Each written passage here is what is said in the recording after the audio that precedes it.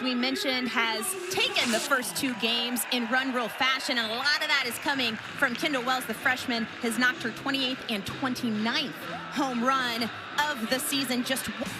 And Kentucky has learned that the tough way this weekend, but looking to right some things here on this Saturday. And there's a good look at the Kentucky Wildcats starting lineup. Carly Sleeman in the leadoff spot, and she has been solid this weekend. Had a solo home run to start the game yesterday, and she has just been a tough out all weekend, along with Allie Blum in the 2-hole and Maddie Clark. But all of the production that we've seen offensively from Kentucky this weekend, Destiny, has come from Sleeman or Blum in the 1-2 spot. Yes, they have been fantastic in their roles of the 1-2 hole. They're finding their ways on. They are moving each other over. Carly Sleeman with that leadoff home run yesterday. She's going to be the table setter, the tone setter. If she can continue to do what she's doing, that momentum will continue to build in that dugout, and hopefully the rest of the lineup will fall through. And Sydney Berzon getting the call for the Sooners in the circle today. The senior getting her 7th start on the year. Walks in 4-1 on the season, and something that not a single pitcher has been able to do to start a ball game in this series so far. Berzon retires Sleeman. But a little bit of a different look coming from Berzon than what the Wildcats have seen the rest of the weekend. Yeah, we're going to see her range. We'll take a look at the scouting report. 55 to 66. She's got a lot of junk pitches. She's going to try to get these hitters to chase and roll up ground balls. She'll work in the screw. She'll work in the rise. One big thing is that she can mix her speeds in multiple velocities. So she's got a good range of speed, going to keep these hitters off balance.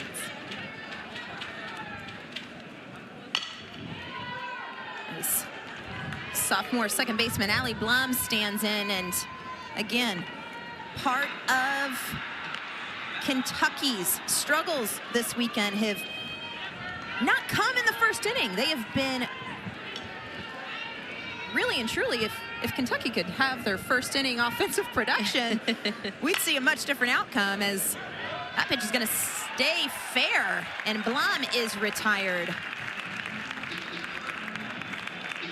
And good start for Sydney Berzon, as Sleeman and Blum, who have been a thorn in the Sooners' side, are retired. And there's a look at Kentucky head coach Rachel Lawson in her 19th season at the helm of Kentucky. 8 super regional appearances, 1 Women's College World Series appearance. And this is a program that Coach Lawson has just absolutely built into a powerhouse over the last 19 years, and facing some struggles here this season, but on a run of 16 consecutive postseason appearances.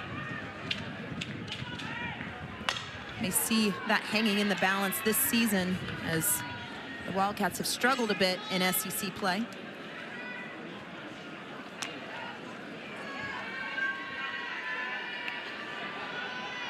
So far in this series, and we've mentioned it, Destiny, Kentucky has come out hot in the first inning. They have scored 3 runs in this series, and all 3 have come in the first inning. And I think, you know, when we got to talk to Coach Lawson on Thursday, one of their goals was to come out and attack. And I think that's what she saw. We were able to see that. Those 3 runs were generated in that first inning. But one thing I think that they've really got to hone in on is, as pitchers are making their adjustments, how are their hitters going to make their adjustments on their end? And Coach Lawson is going to have to figure out and see what they can do differently, whether it's manufacturing runs and seeing more bunts, just trying to put their hitters in a better situation to get on base. And Sydney Berzon, 1 out away from doing something not a single Sooner pitcher has been able to do in this series. It's hang a goose egg, or maybe we should call it an Easter egg today in inning 1.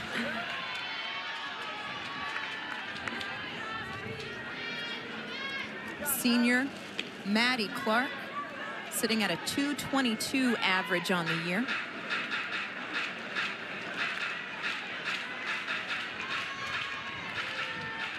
struggled a bit in this series.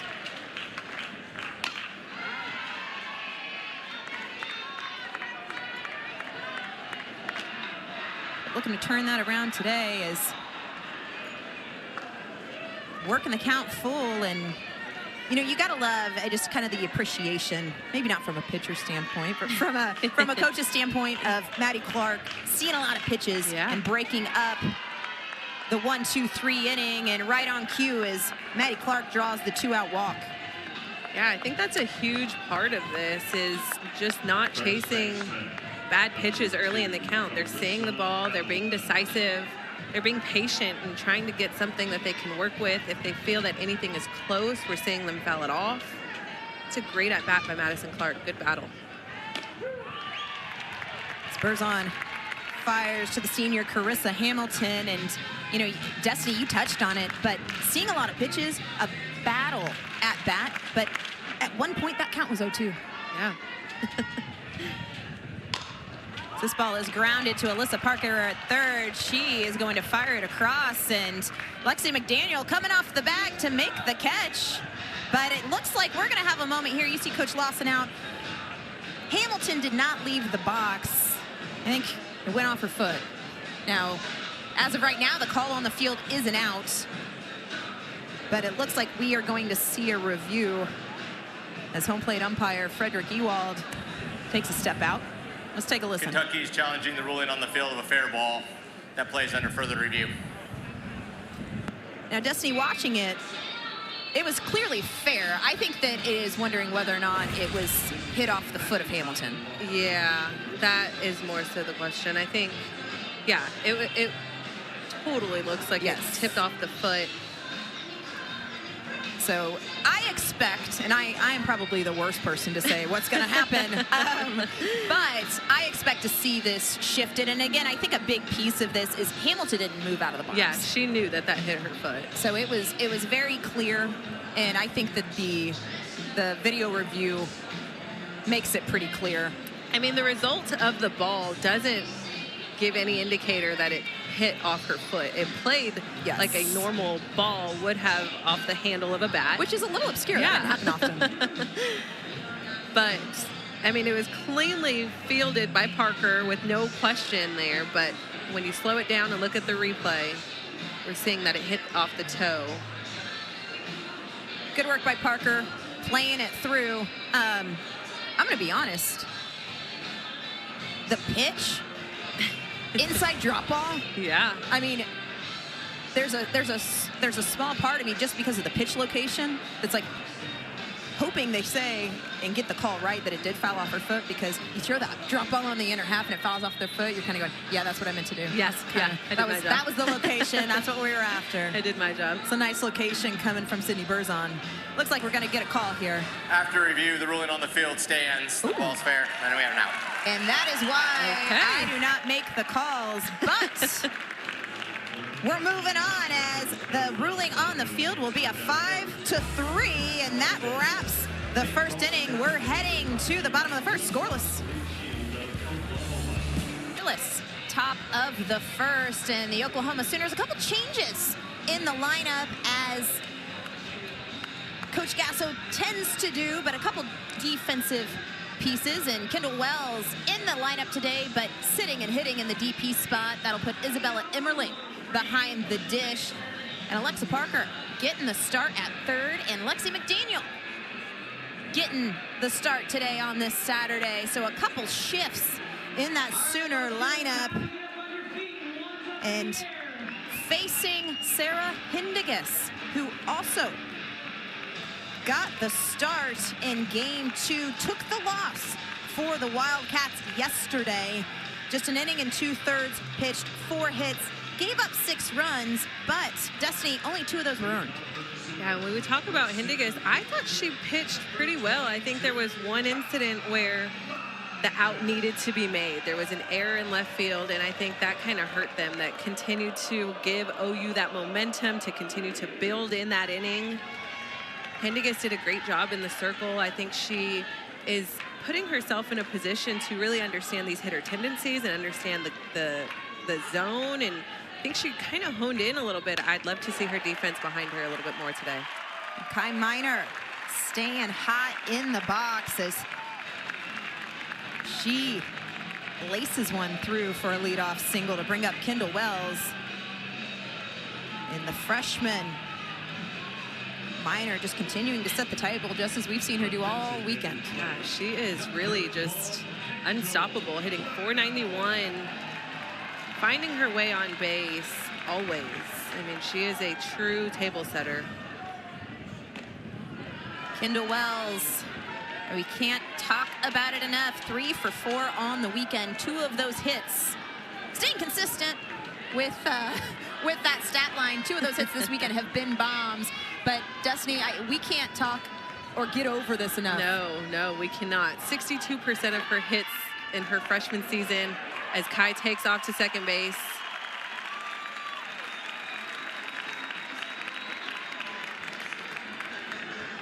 .62% of Kendall's hits in her freshman season are home runs. 29 of her 47 have left the field. That is the most impressive stat, not only as a freshman, but just as a softball player overall. And honestly, I think it's comparable to baseball players. I'd love to see how that lines up. I know, we need to go stat digging with all this free time we have. Yeah.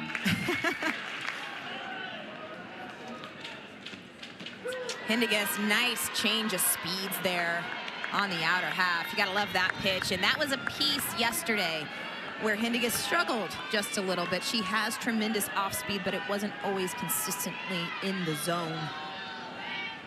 Nice location there. Kai Miner now 15 for 17 in stolen base attempts. You gotta love the aggressiveness from Coach Gasso early. Kai Miner taking off and getting into scoring position. A little bit of a check swing, and they're gonna say she went. And just as we were talking about the importance of the off-speed pitch for Hindigues, this was a big one. It's a great pitch, just getting her to chase. And the way that it's falling off the table just a little bit later in the zone, Kendall just not able to hold that bat back far enough. As Gabby Garcia stands in. And you gotta love, as we got a little bit of a conversation as Coach Lawson makes her way out to the circle. I want to circle back to for a minute to that changeup in the dirt that Hindigues just threw. Yeah. Perfectly located, right? Not words you say very often, yeah, but that's a perfect pitch in the dirt. 2 strikes to a hitter like Wells. Yeah, I agree. I think especially to a hitter like Wells, you can't really mess with the strike zone. You've got to find those chase pitches or right outside of the zone, something that's going to get her to bite. And that was a huge success for Hindigues. There are times to bury a changeup, and if you can do it deliberately, you're going to get big outcomes, just like what we saw. And Gabby Garcia looking to put the Sooners on the board here as she takes the first strike. Garcia 2 for 5 on the weekend. Keeping that average up over 400 at 425. And Hindigues continuing to mix the speeds.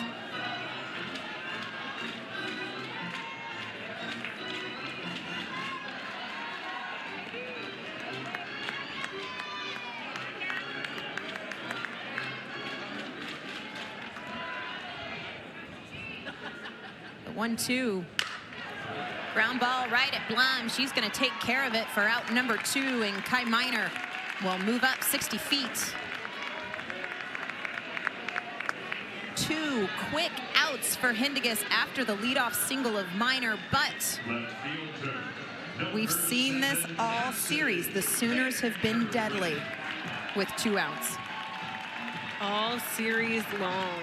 I mean, they have put up so many runs with 2 outs, and there's even been quite a few runners left on base And for them to, we've seen multiple scenarios of bases loaded, 2 outs. They execute a couple of those runs, but not all.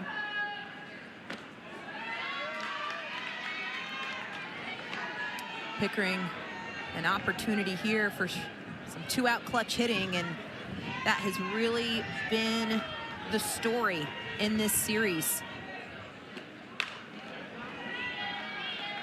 And if you're Kentucky, we said it yesterday in game 2, but you know that the conversation with this defense, with the pitching staff, Hindegis, who is in the circle today, when you've got this offense on the ropes and you've got 2 outs, you've got to find a way to slam the door and finish the inning.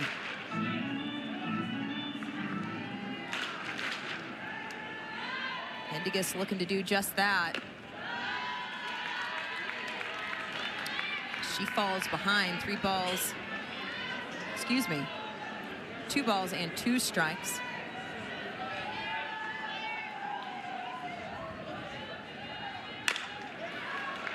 Ground ball at Maddie Clark. And Hindegis works around a lead-off single to Kai Minor to hold the Sooners at 0. We're scoreless as we head to the 2nd. And a lot of eyes gonna be down in Austin. It'll be a fun matchup. I mean, 1 and 2, just dominant on both sides of the field, both teams. That environment to play in Austin is going to be exciting. As Abby Hammond stands in. Just a freshman. It's been consistently in this lineup here as of late in one way or another. Got the start in the circle in game 1 here on Thursday.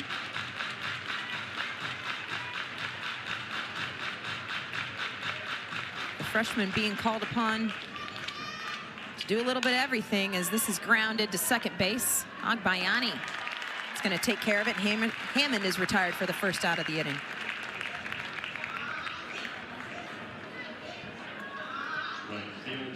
And something that has already looked different here in game 3. Zeros in the first inning. No one has scored. As Peyton Plotz stands in, 1 for 3 in the series.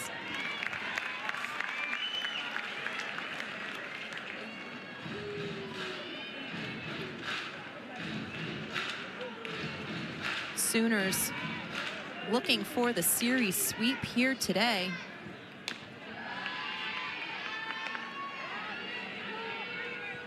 But a little bit of a quieter start.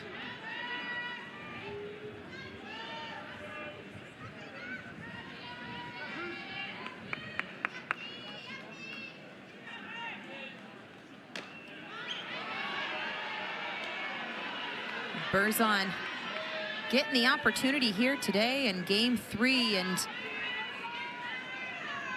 only an inning and a third in, but what are you liking that you're seeing from Berzon so far, Destiny? I like the mix of pitches. What a great play there by Gabby Garcia, covering that hole, the 5-6 hole, coming up throwing. See her make her way through the hole, plant that back foot and get rid of it. You gotta love the arm strength yes. of throwing that off balance, off that back foot. Wasn't even a question. And right back to Berzon, off the glove, but she's gonna take care of it, and Berzon retires the side quickly in the 2nd, and continuing with a scoreless game as we head to the bottom half. Packed house here on this Easter weekend. Great crowd, lots of young softball players, a lot of kiddos running around. There's actually an Easter egg hunt after the game. So fun. Apparently there is a grand prize in one of the eggs. Oh. I do not have intel into what it is. Are we participating? I don't see why not. Maybe Let's get out there. We get a head after. start. Parker comes out swinging first pitch, and this ball is going to leave the yard. And Parker, with one swing of the bat, breaks the scoreless streak here in the second to make it 1-0 Sooners. Ella Parker with her 17th home run on the season. Opposite field bomb, one pitch and it is out. I love how you can see the contact point there. This team is just so good at understanding their contact points and what part of the plate they need to make contact at. Outside pitch, send it back that way. Hindiguis back to work to face senior Isabella Emmerling. And, you know, Destiny, you talked about it, but coming out first pitch hacking, you could see the grin on Coach Gasso's face. But that was a deliberate get in the box game plan. You could see her sitting, looking for a pitch on the outer half and working on time. I mean, these hitters are so talented and skilled in understanding the zone, understanding contact points, understanding the movement of these pitches. They can go in there with a plan and execute.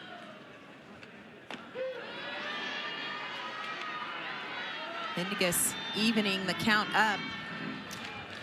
As we mentioned, Emmerling getting the start behind the plate today.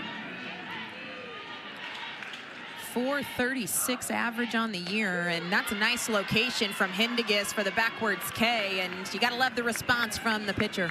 I love that pitch, and I have loved her ability and willingness to come in so far to where these hitters are having to foul some stuff off. They're coming off the handles or they're uncomfortable to swing, and we saw that there. That pitch was very tight to that inside corner, but it's a called strike, so it's something she can continue to use.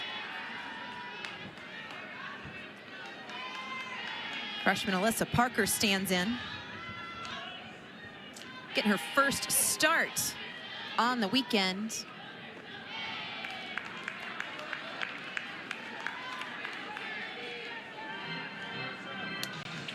The Oklahoma native came into the game late yesterday, stayed in defensively at third base.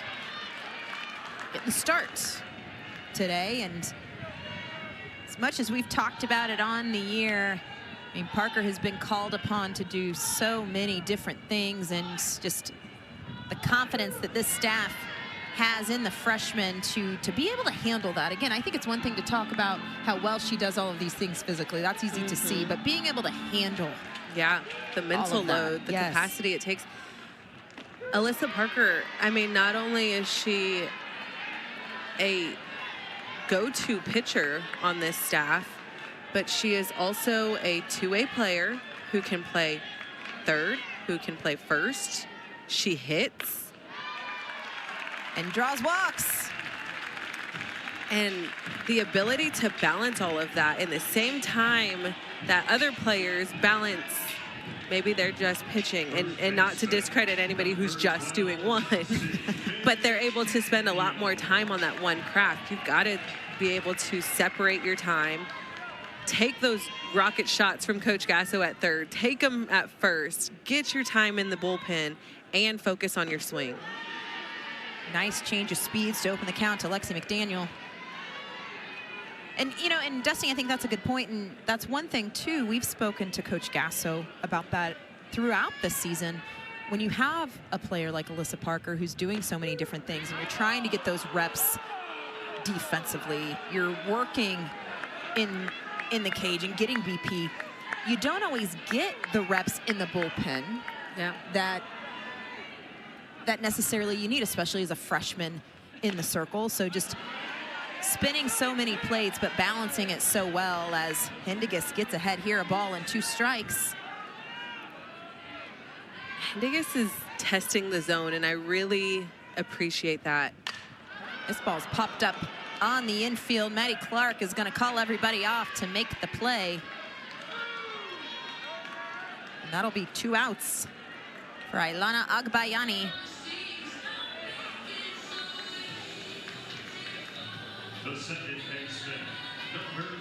Gotta love the adjustments coming from the senior pitcher. Giving up the home run first pitch to Ella Parker to start this inning, but quickly recovering as Agbayani thinks about it. But one thing Hindigas struggled with in her start yesterday were the walks. Yes. 5 overall, and the walk in this inning to Parker, but again, in another 2-out situation here quickly. And I'm seeing her with a little bit more confidence. It's almost like she's trusting her stuff a little bit more, where yesterday I felt as if she was trying to be a little too deliberate, trying to find the perfect location. And in this instance, I feel as if she's maybe a little bit more fluent and able to really trust her stuff. Because it's good. She's got good stuff, and there's some of it right there for a called strike, but Alyssa Parker off with the pitch and into scoring position.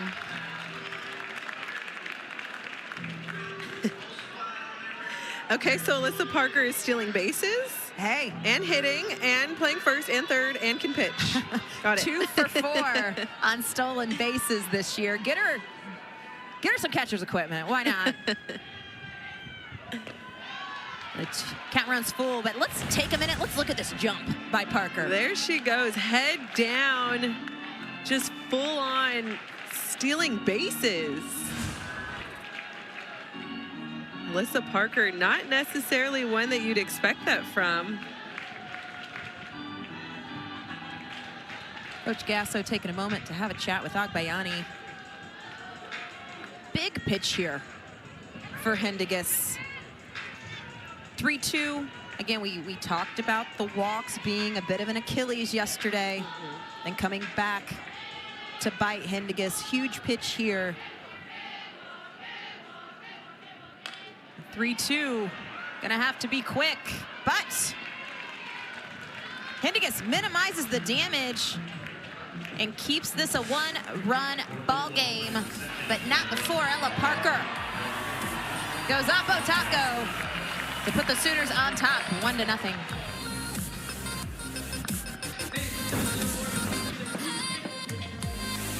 At the 1-13 start for Kentucky in SEC play, looking to right the ship here today, but it's really been a tough streak here for the Wildcats in the SEC conference play. Yeah, I mean, that is one of the toughest schedules I've ever seen. But they can look at it one of 2 ways. They can turn it around and really show that, you know, maybe they could take a couple of these series. Nice play in the 5-6 hole by Parker to take care of Kentucky captain Ella Emmert. And put themselves in a position to be a part of postseason. I think if they come out on top of any of those big opponents, that's going to help them with the postseason run. 9-hole hitter Emery Donaldson stands in. You know, and you look at, and I think part of some of the things that you look at, I mean, right now, entering this weekend, Kentucky was 46 in the RPI, and that's after walking into this weekend 1-11 in conference play, right? You know, you have that type of skid in any other conference, there's no way you're sitting top 50 in the RPI. Yeah. As Berzon falls behind for the first time here in this ball game, 3 balls and no strikes, and Emily going to have a chat with her pitcher is a couple pitches in the dirt, big misses. Yeah, I think this situation, you know, you've got 1 run on the board. You've got to be able to close this out and bring that momentum back into the dugout. Berzon she's one of those pitchers who's going to try to get these hitters to continue to chase. So she's got to be closer to the zone than we're seeing. But she's still not a pitcher who's going to look for a ton of strikeouts. She's not going to really pound the zone. She wants them to chase.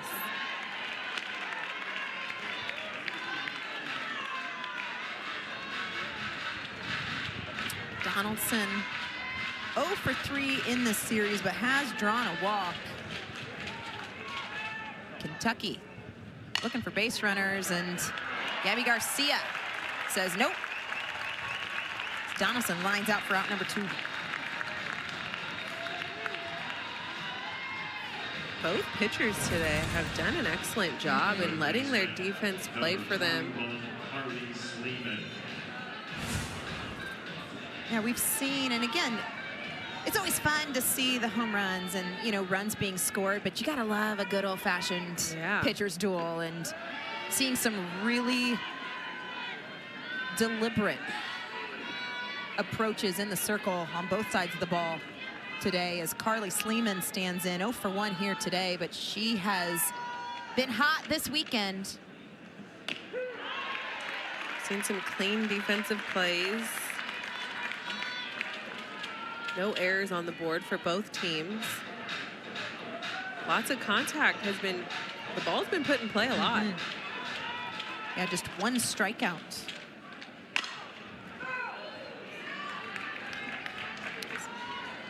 Berzon back in that pitcher's count, and that's one thing she's done very well in this ball game. Fell behind Donaldson, but has really done a good job of working 0-2, 1-2, and keeping the pressure on this Kentucky offense.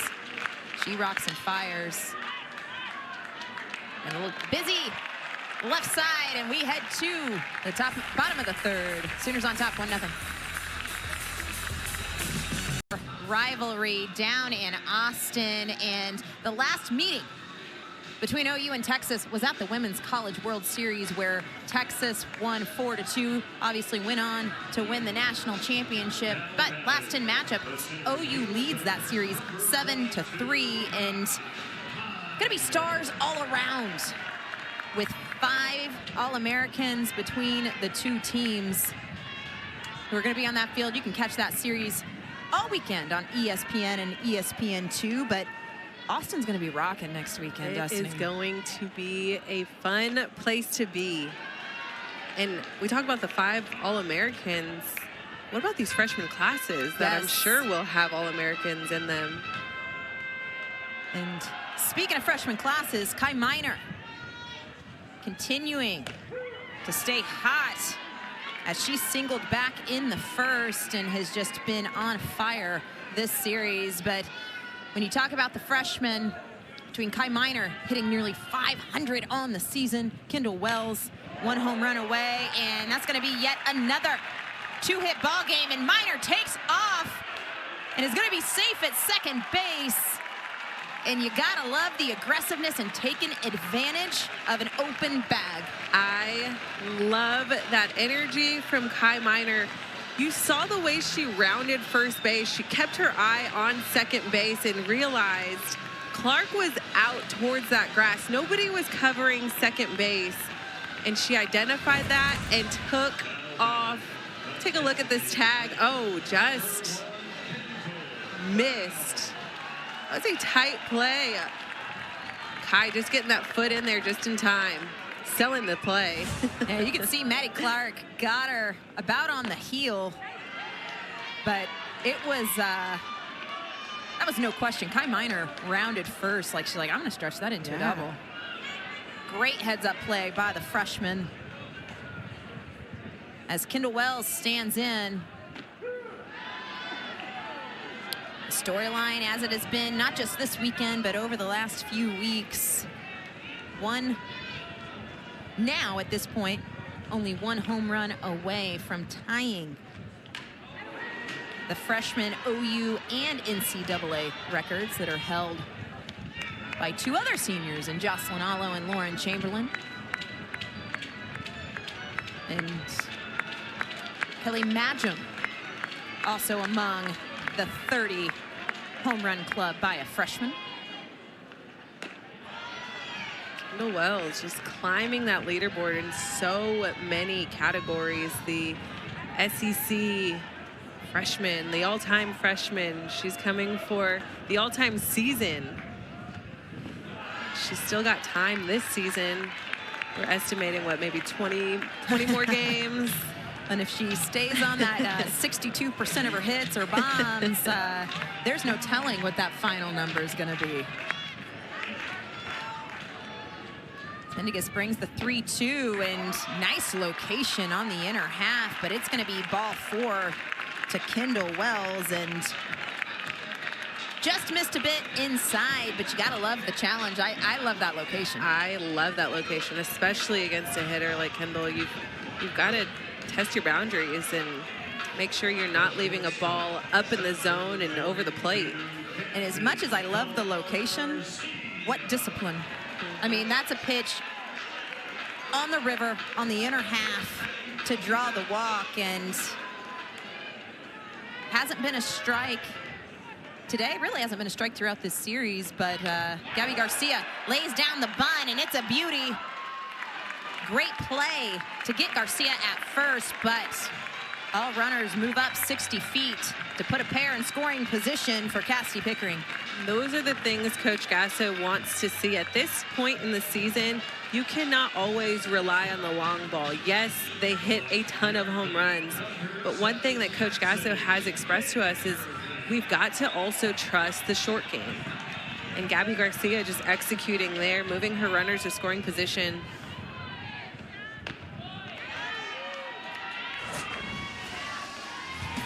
Pickering getting in on the home run action herself. And we can talk about the power, but we see it throughout this entire lineup. And Cassidy Pickering in the 4 slot today, but just one of the purest hitters in this Sooner lineup. Yeah, and a veteran in this lineup.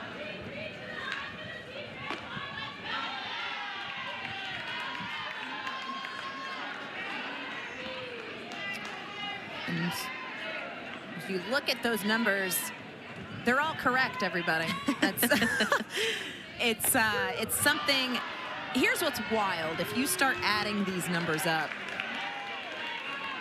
even if you add up just freshman numbers or you just add up just senior numbers, there are single 1 to 3 hitters as Pickering chases in the dirt. Great job behind the plate by Ella Emmert. And Hendiges picks up a massive strikeout of Cassidy Pickering. We said it earlier in the game. She got Kendall Wells chasing that buried changeup, and there it is again. Great job. Emmert just dropping to the knee, keeping that ball in front. Identifying which side of first base now with that safety bag.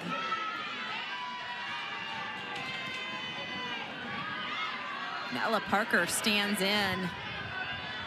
One swing of the bat has accounted for all Sooner runs, and it was by way of Ella's bomb back in the second. Nice location from Hendiges, but just misses a little bit low, and you can see Hendiges trying to be fine here and be very intentional with where she's placing that drop ball and that curveball.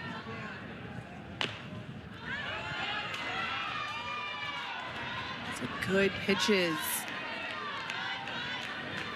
Hendiges falls behind 3 balls and no strikes, and want to be careful here. Parker sometimes given the green light on 3-0, but it's a 4-pitch walk to Ella Parker to load him up for Isabella Emmerling. 3rd walk delivered today by Hendiges. But I'll say this, all 4 of those pitches were competitive. They're all great pitches, and when you're facing a lineup like this, those are the only pitches you can really throw. Anything closer, it's going to be too close for these hitters to send back out of the yard. Big spot here for the senior catcher.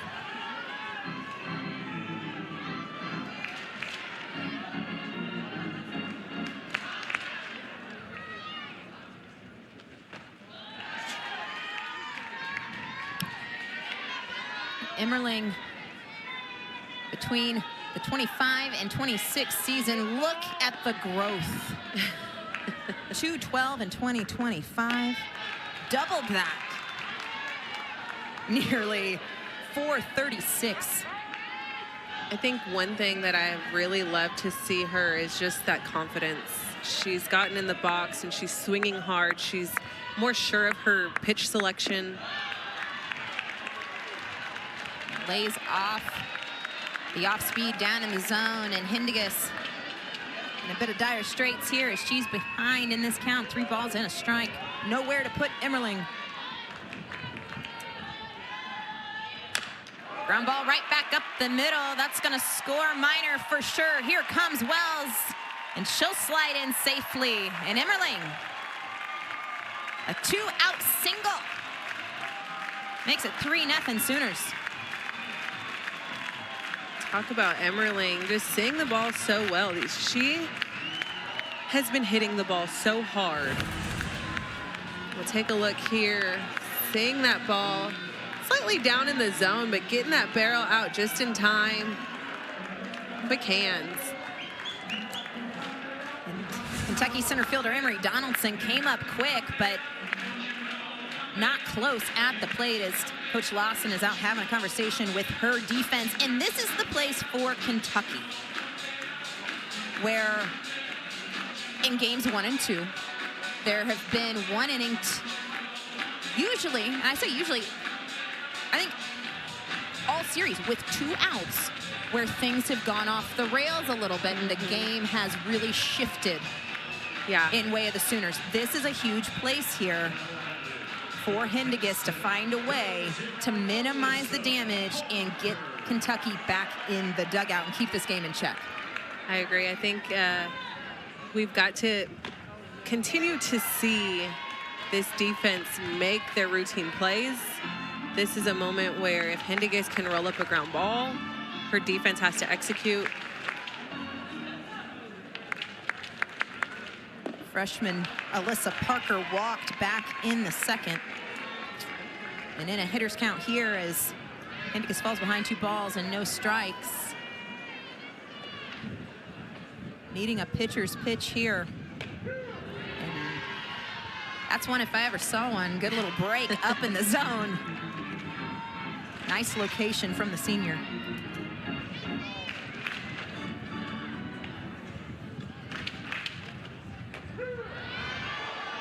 And there's that off speed. Breaking to the outer half, and message received from Sarah Hindigus, trying to find a way to get out of this inning. She's really mixing her speeds. I mean, when you're taking 10 miles per hour off that velocity, it's tough as a hitter. She's confident to throw it at any count.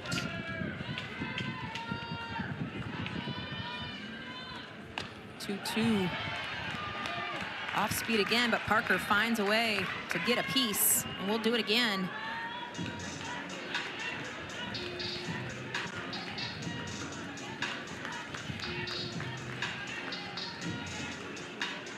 Hindigus working deep into these counts. Seen a lot of foul balls. A pair of strikeouts and 3 walks, but Hindigus, much as we've seen kind of throughout the series, has thrown a lot of pitches early in this game, about to fire her 71st. Lots of full counts, a lot of 3-2, 2-2 counts, a lot of just deep at-bats, and it's not often you see 75, nearly 75 pitches just in the third. But what a big strikeout from the senior. And a pair of runs put up by the Sooners, but Hindigus able to work out of a jam. We're heading to the 4th. Such a great day here at Love's Field. Hitting about the midway point in game 3 of this series. I'm DJ Sanchez with Destiny McElroy, and Sydney Berzon is back to work. She's been solid so far in this game, Destiny. I think she has performed very well. She has executed a lot of ground balls. Allie Blum tries to find her way on base, and laying down the bunt, trying to catch this defense on their heels. but she'll be retired for out number 1 here in the 4th. We're seeing from Berzon is just the ability to trust her defense and trust her stuff.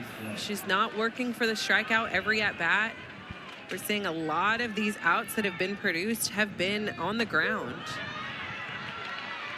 with one fly ball.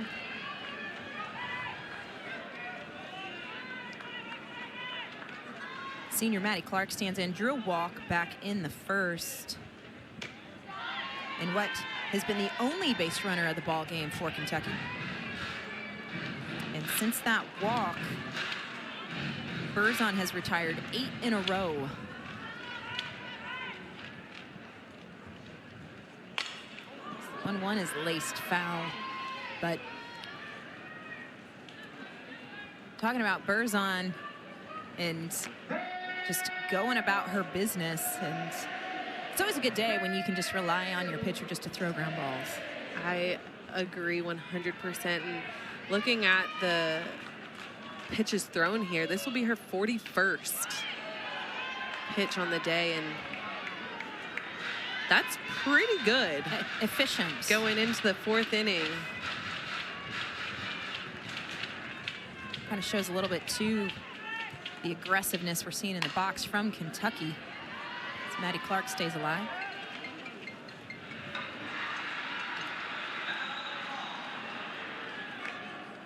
Clark on the year, 222 hitter.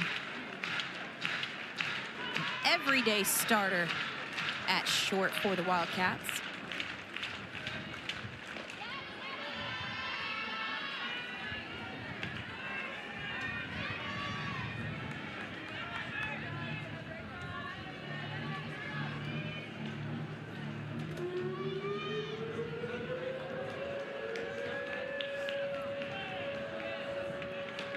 Two.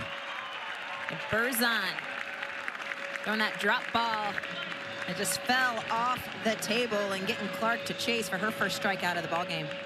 Berzon doing a great job mixing location here, and again, like you said, that ball just fell right off the table, dropped right as it approached the batter's knee. First pitch to Carissa Hamilton. Swinging and fouled off. And Dustin, you touched on this a little bit, just 45 pitches thrown by Berzon, but we've seen Kentucky, I mean, a lot of first pitch hacks. They are being very aggressive. I think that's one of the things that Coach Lawson kind of preached to them is, hey, we've got to take advantage of the good pitches we're given early in the count. Because that's the goal on both ends, right? You want, as a pitcher, you want to get ahead in the count, so you're throwing that good stuff early on, and as a hitter, you want to be aggressive and take advantage of those good pitches early in the count.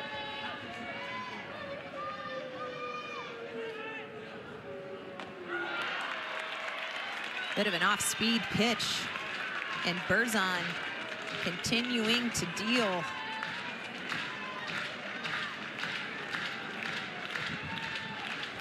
Looking for her 3rd straight 1-2-3 inning.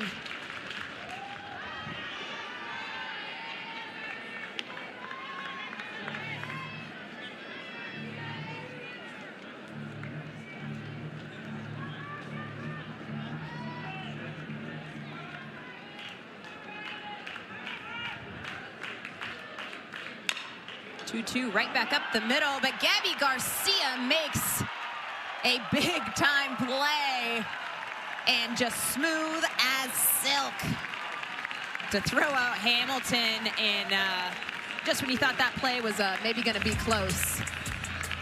Gabby Garcia closing that gap, getting rid of that ball, the spin move, all of it, just so good. Hammond, who got the start here on Thursday night in game 1, picked up the loss, but through 2 2/3 inning, gave up 8 runs on 6 hits, all of those earned. But if you look at that loss, a lot of it was coming back to the free passes. 5 walks on the night, but this is her 12th appearance on the season. And one thing, if you talk to Coach Lawson about the freshman, wanting to really just see her develop and get some experience and has really enjoyed watching her grow this season. And Abby Hammond just having 33 innings of experience. This is a really good lineup and opportunity and environment for her to experience to help her develop through her freshman year. She will tackle the 8-9-1 in the Sooner lineup as freshman Lexi McDaniel stands in. McDaniel popped up on the infield back in the second. And Abby Hammond, as we said, just a freshman, has got really good stuff. She mixes speeds well, has a good demeanor about her in the circle, but has really been called upon when this Wildcat pitching staff has had some injuries. You know, a couple questionable throughout the rest of the season, maybe working week to week and not really knowing exactly what the pitching staff is going to look like, with Carson Fall and Haley Nutter and Sydney Langdon all out for this series. The freshman getting experience that is going to make her growth and her development even better moving forward.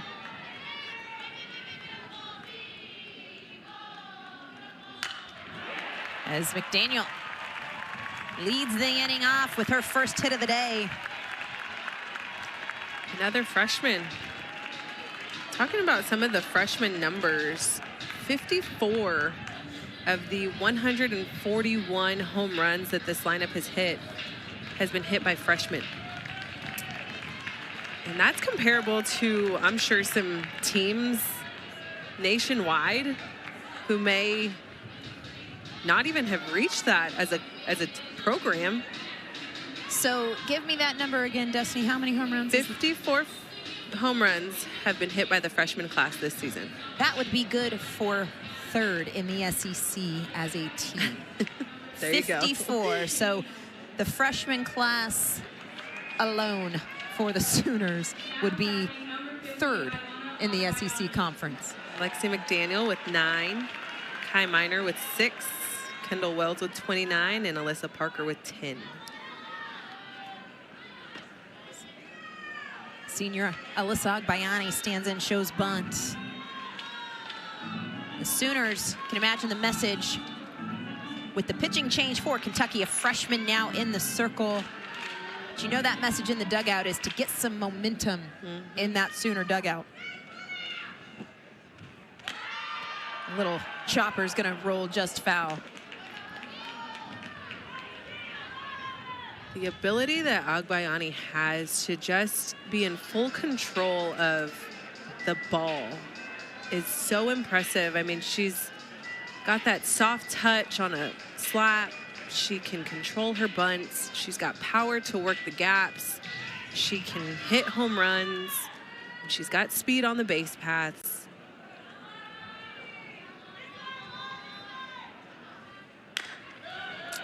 Round ball in the 5-6 hole. There is no play as Agbayani just works the dirt.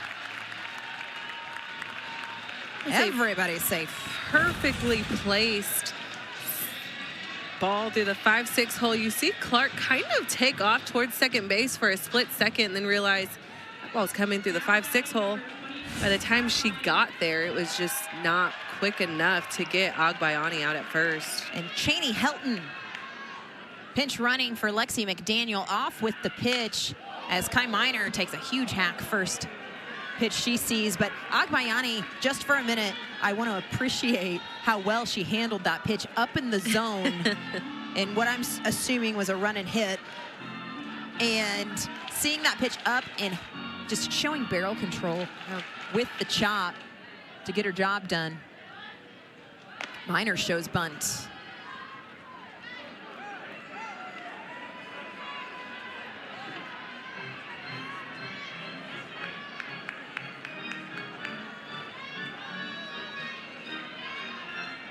We've seen one home run on the day, but we have also gotten to see this Oklahoma lineup manufacture some runs. And a spot here for the freshman, Abby Hammond. We talked about what a great job Sarah Hindigas had done of letting her defense work. Abby Hammond needing a little bit of that right here in the fourth. There's nobody out and a lot of speed on the base paths. And you can see senior captain catcher Ella Emmert behind the plate, doing a great job all series. But definitely on her toes and keeping an eye on Agbayani at first and Cheney Helton at second. 1-2 is skied high. Donaldson battling the sun, but is going to make the play.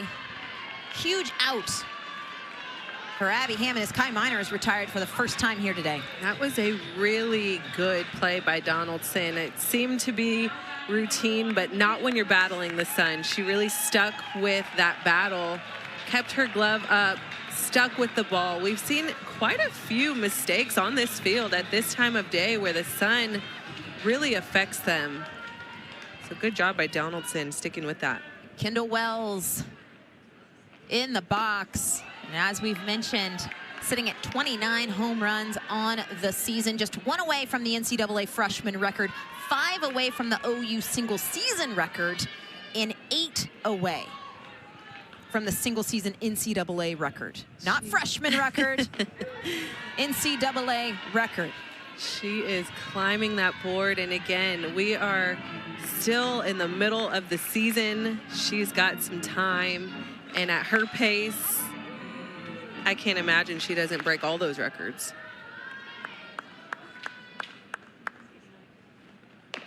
One way outside, and Hammond falls behind 2 balls and a strike.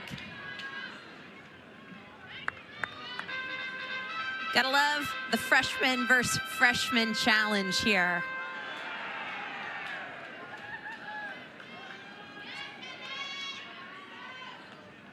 This ball is launched, and that is going to be a record tying 3-run home run. And with that swing of the bat, Kendall Wells has put her name in the record books, not just as a freshman Sooner, but as a freshman across the country in the NCAA. Her 30th home run of the year, just tied the OU and NCAA single season freshman record. And take a look at just how smooth her swing is. Kendall Wells, just so strong, so powerful. Again, opposite field, she can do it all. And there's the curtain call, and rightfully so. I would assume that ball's gonna get returned, right? You'd hope so, you know. Coach Lawson heads out to have a chat with her freshman pitcher, Abby Hammond. And, you know, I think more than that, have a chat, slow things down. Yeah. Right? Slow things down. We just heard the Sooner fan base go nuts, and kind of knowing what that single swing did. Again, tying the NCAA freshman record. So anything from here on out is going to put Kendall Wells in a place where she stands alone, not just as a freshman, but now you start looking ahead. The next milestones, obviously 31 will set the NCAA and OU freshman record, but the OU program record sits at 34. The NCAA home run record sets at 36. As Gabby Garcia rounds out for out number 2. But when we were having this conversation early on, I think a big piece of that conversation is Cassie Pickering stands in with nobody on and 2 outs. That pace is going to slow down once SEC play starts. Yeah, that's a hot topic. And it hasn't. It has not. Kendall Wells has hit a home run in every game of this series this weekend. Yeah, and they're not questionable at all. I mean, they are out of the park, no question. 275-foot bombs. We're gonna get the distance on the 30th here in just a minute, but I don't know if there are words to describe what we're witnessing with Kendall Wells. No, there's really not, especially because, you know, some hitters you'll say, yeah, they can really hit an inside pitch well, or they can really hit that outside pitch, or she can sit change really well. Kendall can do it all. There's not a certain pitch that I've seen her struggle with. Pickering draws the 2-out walk.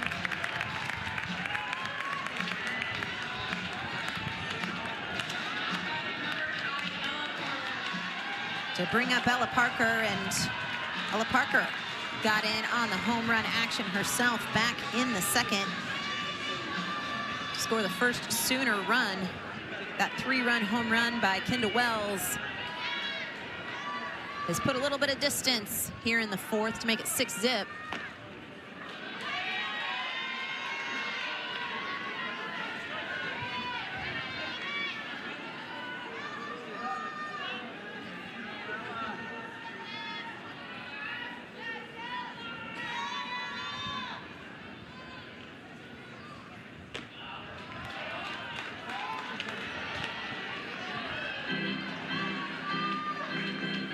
Falls behind 2 balls and no strikes.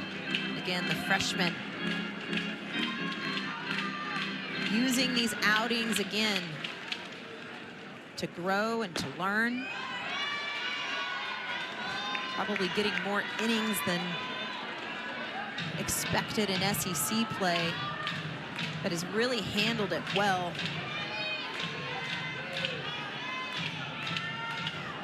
Trying to find a way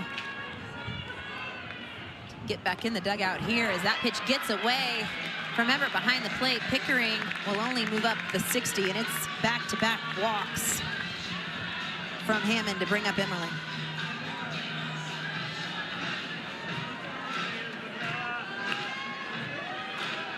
Just as we've seen throughout this whole series, the free passes have been a bit of an issue. 5th walk delivered by Kentucky pitching here today. 5 walks in game 2 here yesterday.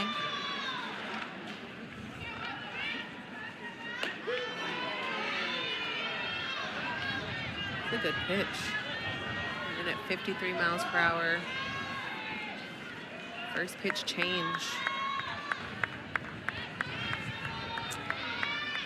Emmerling struck out looking back in the second, but had a big 2 RBI single back in the third.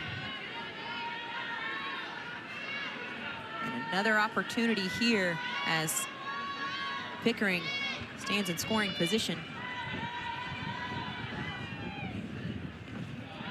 Great job by Emmert behind the plate, keeping that pitch in front.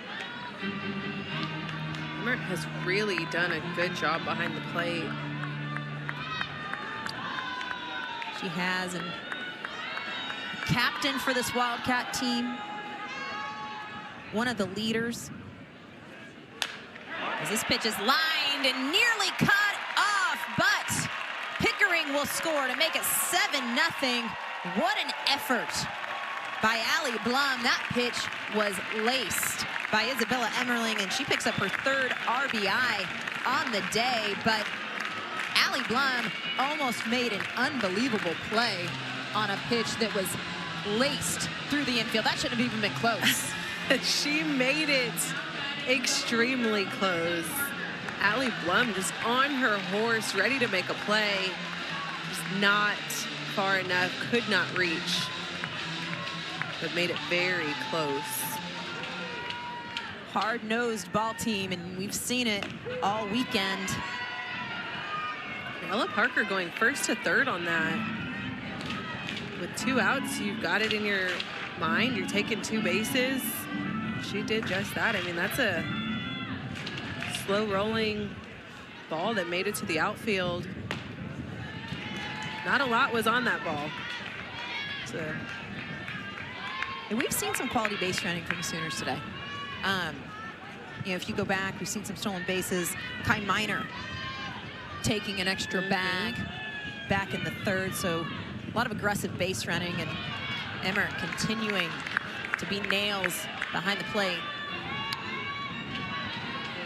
The freshman Abby Hammond trying to stop the bleeding here in the fourth, and it looks like that could be the day. And Coach Rachel Lawson having a conversation with home plate umpire Frederick Ewald, and it looks like there may be another call to the bullpen for the Wildcats.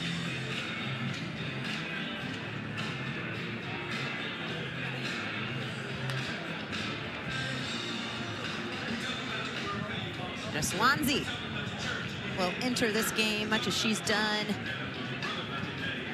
throughout the series, coming in out of the bullpen. But Kendall Wells lighting Love's Field on fire with the 3-run record tying shot, her 30th home run of the season.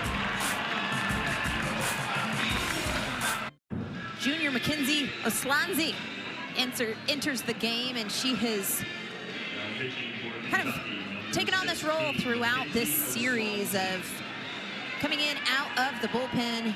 Had an outing on Thursday and Friday, and trying to get the Wildcats out of a tough situation here in the fourth after the Sooners have put up 4 runs. Now have runners at the corners with 2 outs. And Swansea, we've seen it, good velocity, moves the ball well. She does move the ball well. Curve drop combo, little bit of rise. We didn't see too many rise balls, but we will see it. She does have that in her back pocket. And just like that, makes quick work of Alyssa Parker, getting a huge strikeout to get Kentucky back in the dugout, and they've got a little bit of chipping away to do as we head to the 5th. I mean, what she is doing is unprecedented. I mean, you look at the home runs, Jocelyn Allo at the top of that list, but those were numbers set into postseason. It's Easter.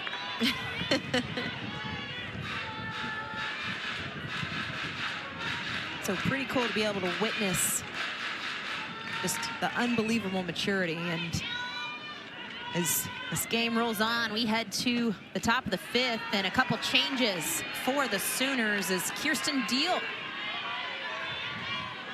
getting an opportunity in the circle. The senior lefty has had some struggles at times throughout this season, making her 10th appearance.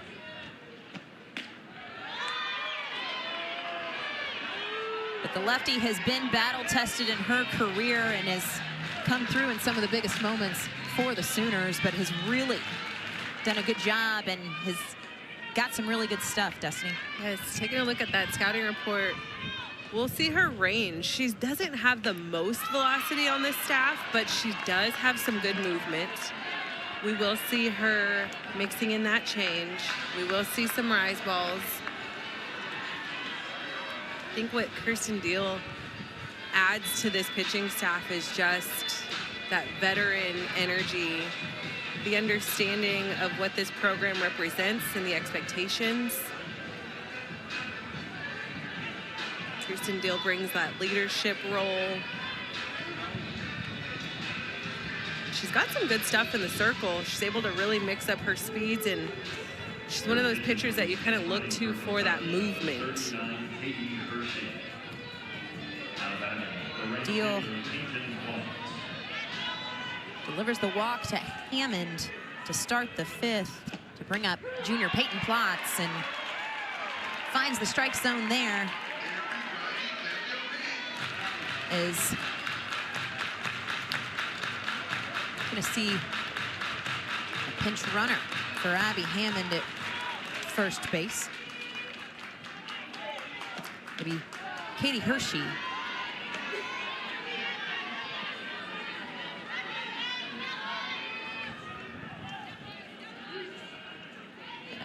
Big spot here for Kentucky to take advantage of a new arm in the circle, a different look. Really struggled with Sydney Berzon, who started the game for the Sooners, who was lights out. She did great. I think Berzon really had a great performance and just trusted her stuff. Moved locations, let her defense play behind her. Deal falls behind 3 balls and 1 strike. She's having a tough time finding the zone. 8 pitches and only 1 strike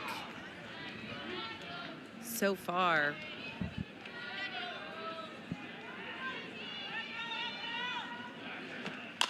The 3-1 is skied high to the right side. Ella Parker makes way. It's off her glove. Hershey is going to head on to third, and Platts up at second base. And the Wildcats got a pair of runners in scoring position with nobody out, and Ella Parker went a long way for that ball, but if you look at the flags, sweeping across right to left, and just a little bit of a misplay out there in right field. She covered a lot of ground, but again, that's a play that you've got to make. She had a glove on it. Just looked like it kind of held up a little bit. She may have taken an angle just a little too far deep and had to come in slightly and just wasn't able to get the glove completely on it. But this is where it kind of hurts us, as Kirsten Deal giving up that free pass. Now you have runners at second and third. Ruling has not been scored yet of whether or not it's going to be Kentucky's first hit of the ball game or an error, and it looks like it's going to be a hit. So Kentucky, their first hit of the game, as Coach Jen Rocha makes her way out to have a chat with her pitcher Kirsten Deal. And what's the message here, Destiny?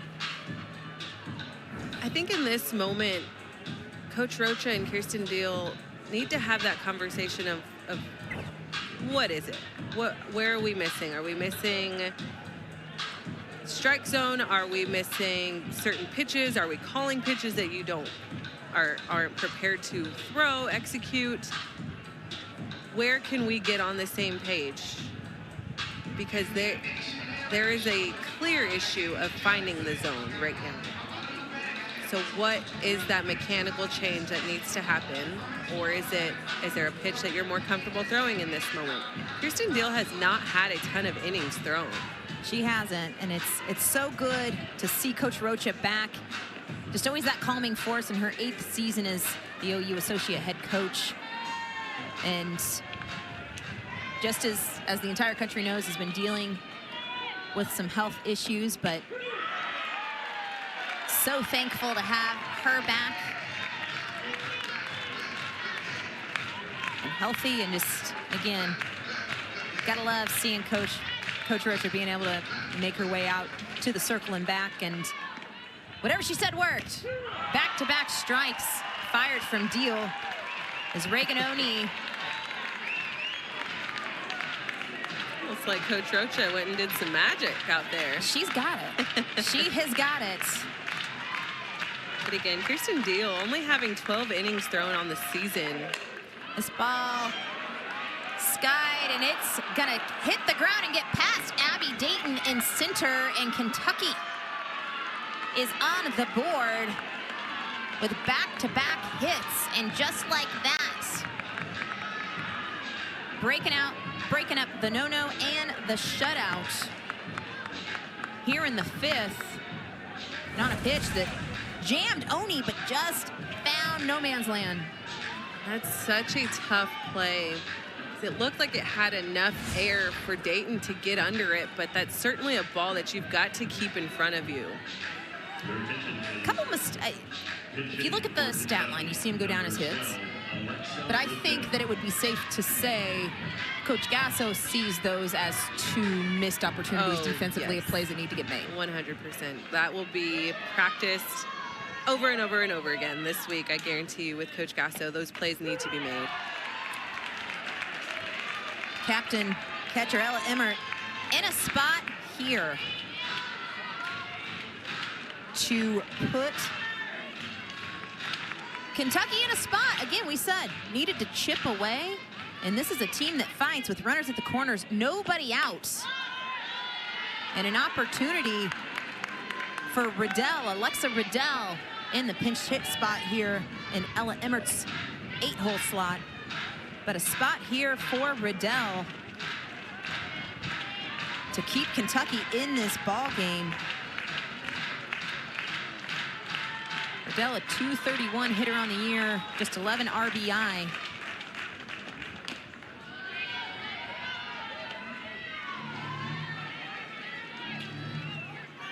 I think those are missed opportunities for Kirsten Deal as well. You've got to put your pitcher in a place where they're struggling a little bit. You're saying that, she's had a hard time finding the zone early on. You've got to have her back and make those plays on defense.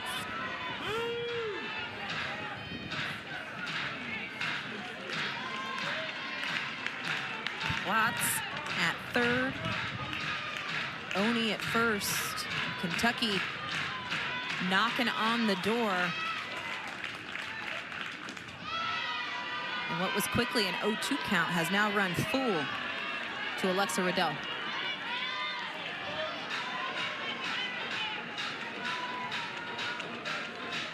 Riddell, just a freshman.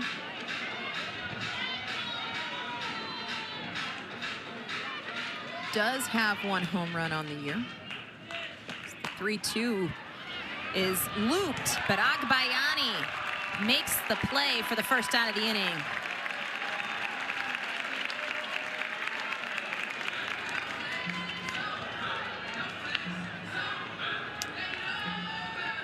Huge for Deal. Again, location in on the hands. Going to bring up center fielder Emery Donaldson. Still not out of the woods for Deal. 1 out here in the 5th.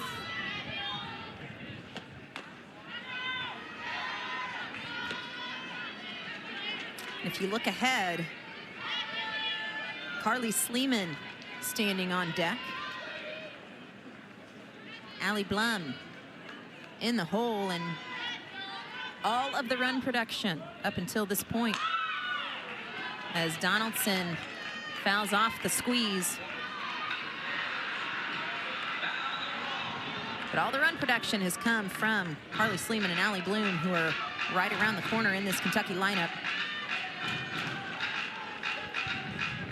I think if Kirsten can get Emery Donaldson retired, that would set her up for some good opportunities. This ball is popped up to the left side. Gabby Garcia makes her way back, but is called off by Pickering. All runners stay put. Huge out for Kirsten Deal, and great communication from the junior out and left. And I'm feeling like the outfield is kind of struggling to read these balls properly, but Pickering taking control, and I love that Garcia kind of backed off because of the play that could have potentially been at home, allowing Pickering to move on that ball and make that play. It's a great call. Big opportunity here for Carly Sleeman, the junior. Putting .383 on the year, has 9 home runs and is second on the team in RBI. Has been clutch in her at-bats here in this series. But a big spot here for the junior. Couple of ducks on the pond. And Destiny, you were talking about it. The outfield has struggled a little bit in this game, but I'm looking at the flags. The wind, I think, is playing a little bit of a factor here. Yeah, I agree. I think it's definitely the elements. You're seeing the wind with those flags kind of blowing back in, but And that is in no way me making an excuse. Play that needs to be no, but we're also seeing that the sun has created some Yes. issues, and it's just the time of day. And this ball is laced to the right side. It is going to get down off the wall. Plotz will score. Oni held up at third, and it is an RBI single for Sleeman, who has been on fire this weekend. And Kentucky hangs a crooked number. Sleeman just doing what we've seen her do all week. And she was able to get a hold of that ball that was pretty far off the plate. Look at that fist pump of excitement. Just keeping her team in the game, that momentum going. Little check swing from Allie Blum, just a sophomore. 0 for 2 on the day, but has had some good at-bats, had a single in game 2, 2 for 3 day on Thursday.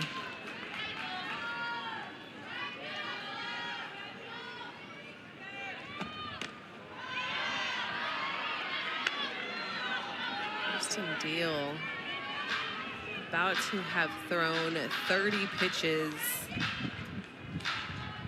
in this inning. Blum marks the 7th hitter to come to the plate for the Wildcats here in the 5th.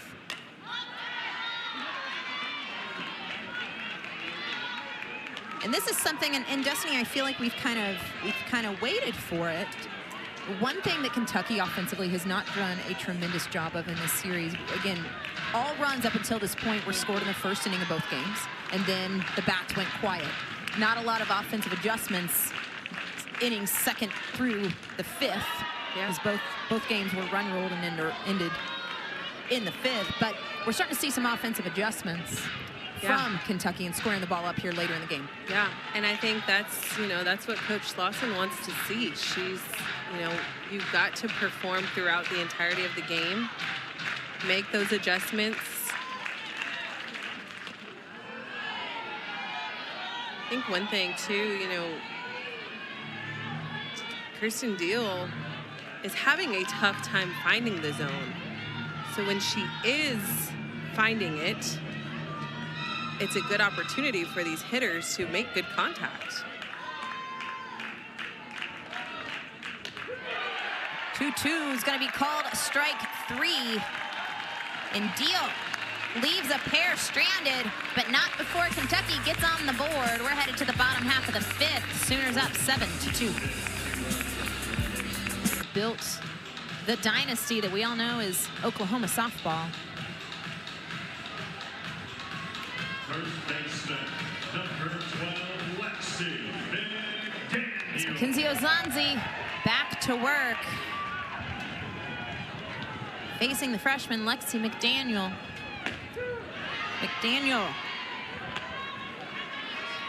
A single back in the 4th to really start the scoring rally for the Sooners.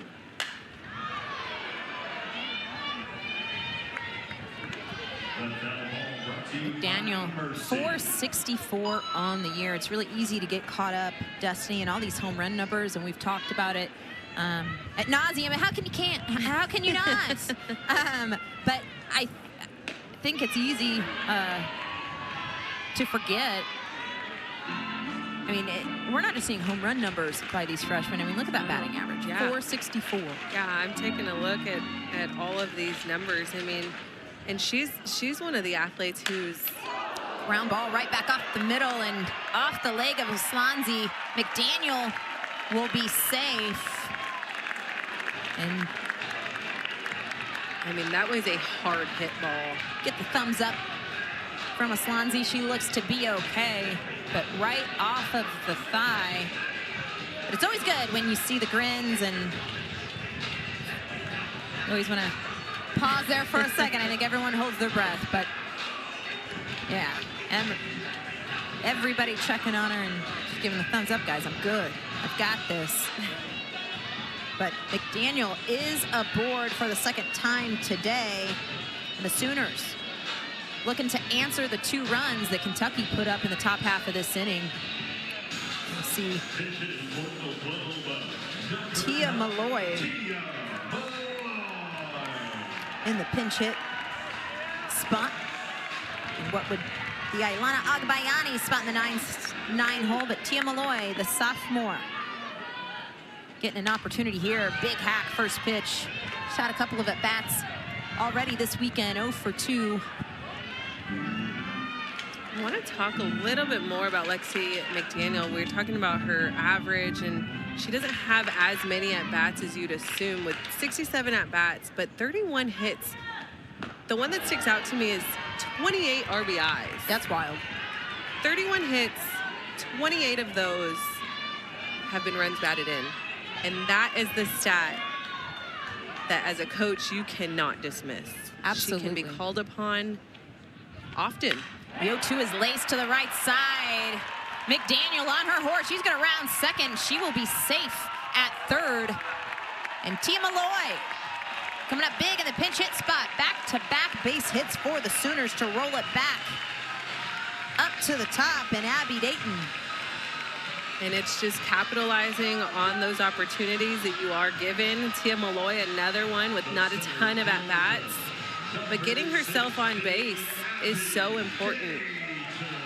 355 batting average. Tia Malloy keeping the party alive. Expect nobody out, runners at the corners. Expect to see Malloy potentially take off. And there she goes.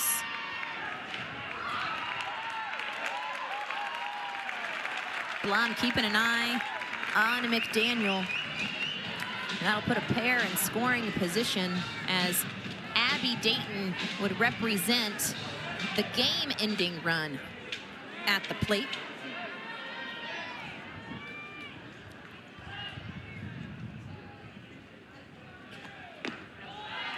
And Swansea falls behind 2 balls and no strikes.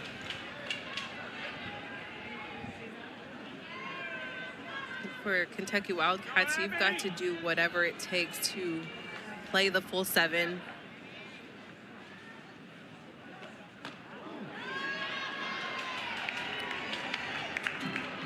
A couple of defensive changes for the Wildcats. Carly Sleeman has moved behind the dish. Alexa Riddell out in center. Emery Donaldson has moved into third base. We'll go ahead and reset Peyton Platts out in right field. That's where she started, but a couple of defensive shifts.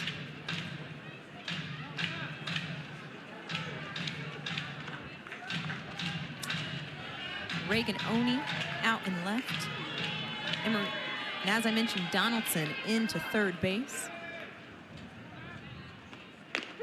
3-1. Runs the count full.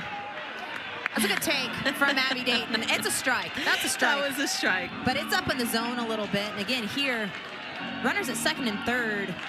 You want a pitch you can handle, Destiny. Yes. This is a good opportunity here.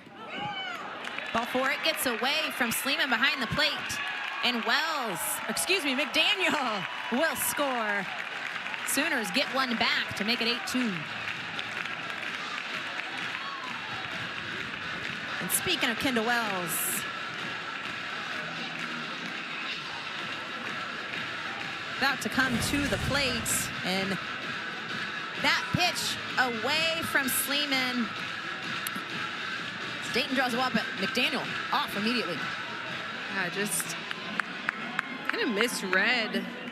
That ball kind of came in on that far inside corner. Well, we just mentioned, right, that Sleeman had just gone behind the plate. Yeah. Typically, you'll see Emmert, the senior, Ella Emmert, has gotten both starts and is typically behind the dish. But we got a little bit of an interesting situation here, Destiny McElroy. Kendall Wells, who has already tied the OU and NCAA home run record with that swing of the bat back in the fourth, has a position here where she can not only set the record, but can also win this ballgame. I mean, this is a tough one with nobody out. Kendall Wells at the plate, runners at first and third. We saw Coach Lawson take some time to go out and speak with Aslanzi. Is this a batter that you want to throw to? Or is this the batter that we put on and load the bases for a hitter like Gabby Garcia? And Abby Dayton takes off, not on the pitch, but on the throw back to Aslanzi, and runners at second and third. Kendall Wells' home run yesterday was off of Aslanzi in game 2.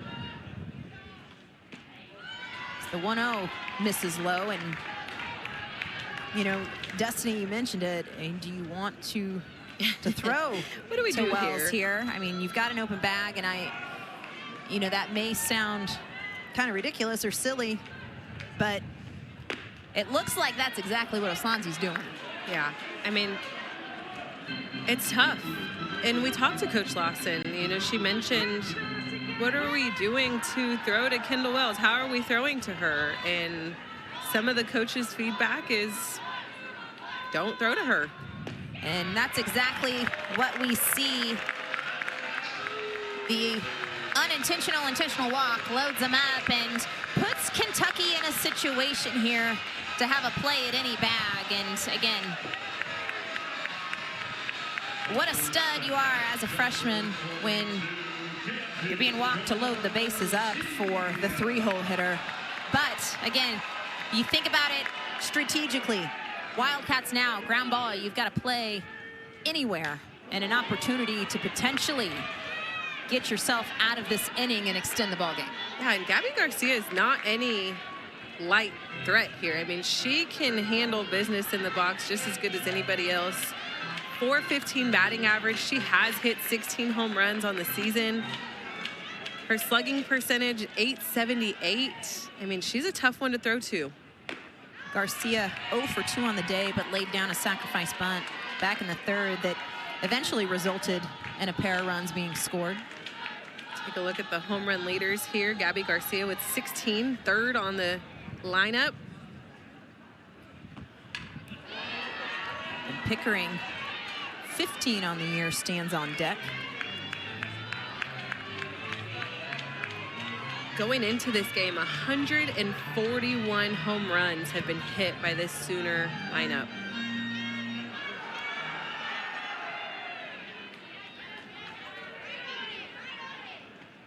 One, two, grounded. They're gonna have the play at the plate, but Garcia beats it out.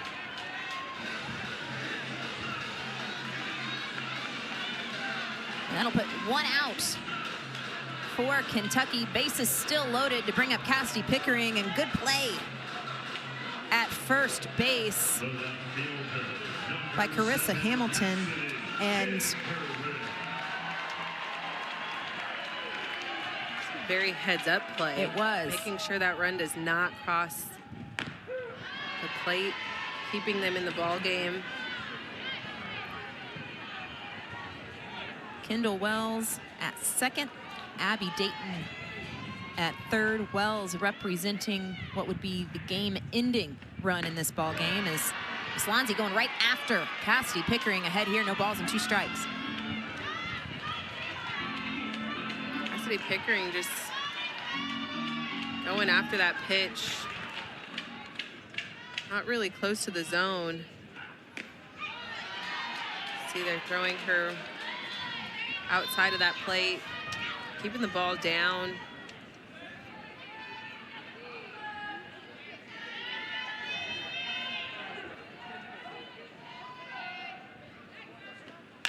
One, two is fouled off.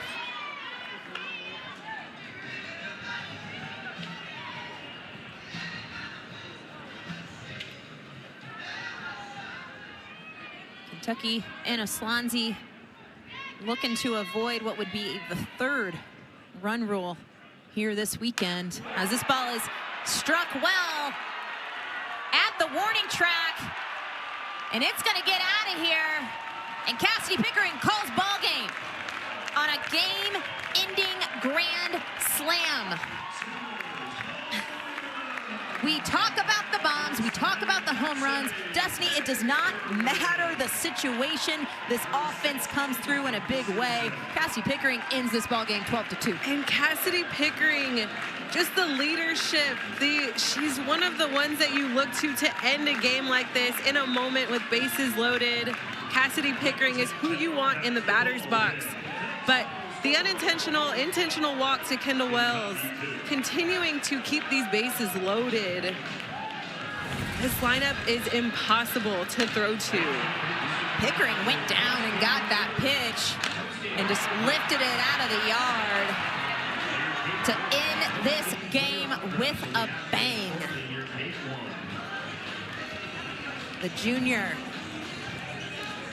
coming up big time in the situation for the Sooners to pick up the sweep of Kentucky 12-2. That is the 7th run rule for the Sooners in conference. 7 of their 11 conference wins have been in run rule fashion. It is incredible. I mean, to see what this team has done in the batter's box is truly unbelievable. There's not a lot of words I can say. I mean, it's just pure greatness. This lineup is unstoppable. It's tough to throw to them. They have just been so fun to watch. We've seen a little bit of everything this weekend. Sooners pick up the sweep on the 12-2 win. Heading down to Austin next weekend. I hope you all have a happy Easter. Sooners win 12-2.